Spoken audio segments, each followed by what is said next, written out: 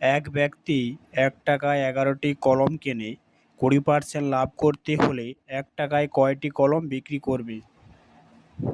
তাহলে এখানে বলছে ২০% লাভ করতে হলে ১ টাকায় কতগুলি কলম বিক্রি করবে? ১১টা কলম কিনছে, এবার এখানে ২০% আমাকে লাভ করতে হবে। এখানে ২০% লাভ করে ১ টাকায় কতগুলি কলম বিক্রি করবে?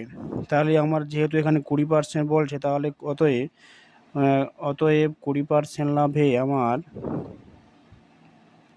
২০% লাভে বিক্রয় মূল্য কত হবে? না, বিক্রয়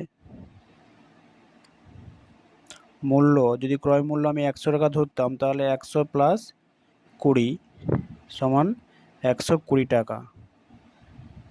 অতএব ধরি ক্রয় মূল্য যদি ১০০ হয়, আমার ক্রয় মূল্য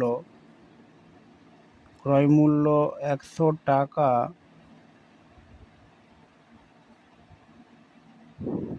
ক্রয় মূল্য ১০০ টাকা হলে বিক্রয় মূল্য কত হবে? না, বিক্রয়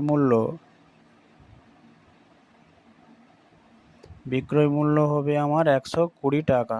২০% লাভে বলছে। তাহলে এবার আমার ক্রয় মূল্য যদি আমার ১ টাকা হয়,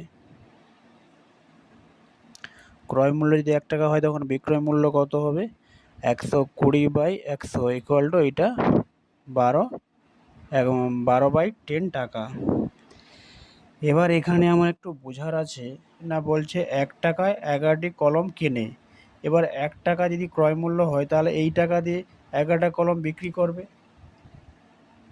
তাহলে অতএব 12/10 টাকায় বিক্রি করে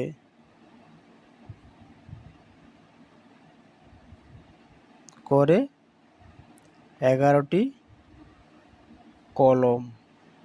তাহলে ১ টাকায় কতগুলি বিক্রি করবে?